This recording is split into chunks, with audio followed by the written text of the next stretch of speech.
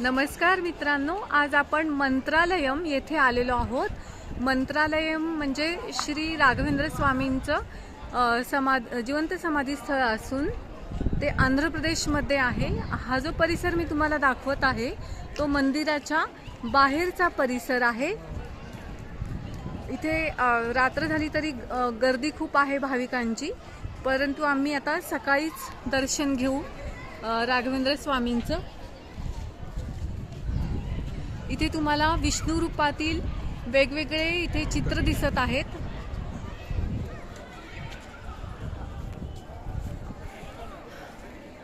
मंत्रालयम हे आंध्र प्रदेशमध्ये आहे आणि पुण्यापासून इकडे यायला तुम्हाला विमानाने सुद्धा येऊ शकतं आणि डायरेक्ट ट्रेन सुद्धा इकडे अवेलेबल आहे।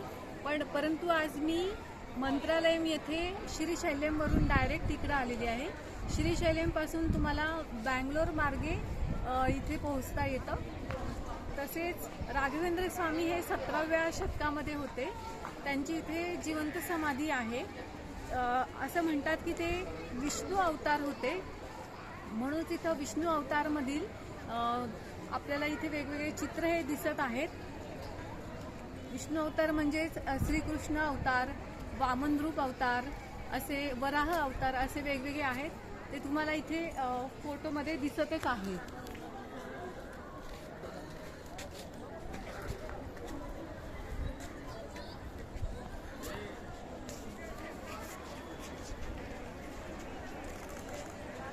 बघा, इथे श्रीकृष्ण गरुडावरती बसलेले आहेत आणि इथेच वधाचा देखावा दिसत आहे आपल्याला।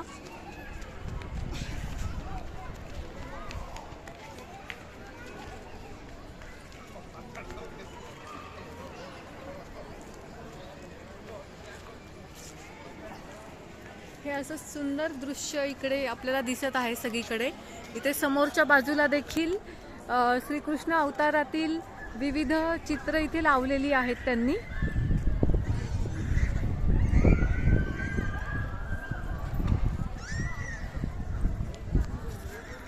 आणि इथे तुळशी वृंदावन देखील इकडे आहे।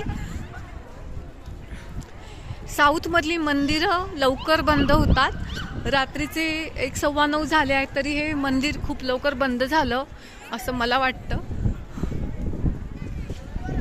हे बघा, हे वेगवेगळे सुंदर चित्र इथे आहेत।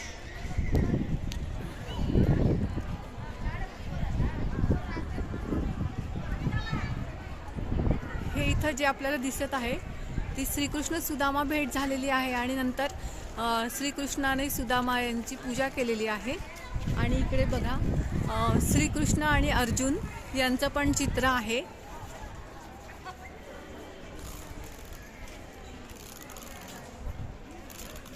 इथल्या रथोत्सवाला पण खूप महत्त्व आहे।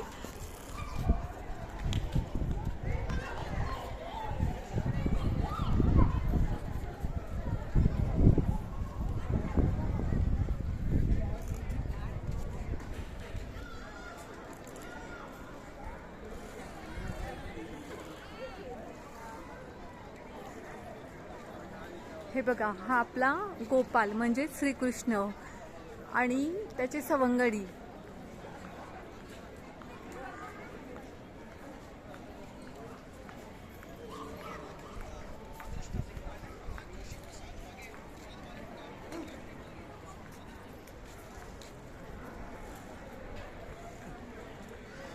आणि या दृश्यामध्ये बघा श्रीकृष्णाने गिरनार पर्वत उतरलेला आहे आणि सगळ्यांचं रक्षण केलेले आहे पावसापासनं। तो हा पर्वत आहे।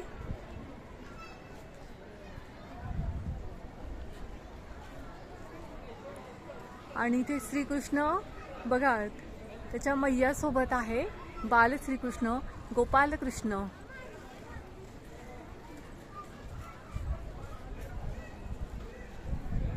आणि इथे बघा सर्पावर नृत्य करताना श्रीकृष्ण आहे।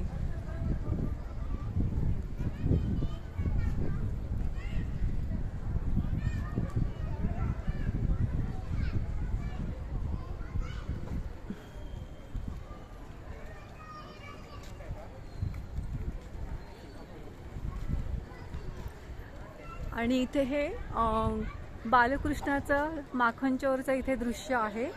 असे वेगवेगळे दृश्य इथे आहेत लावलेले त्यांनी.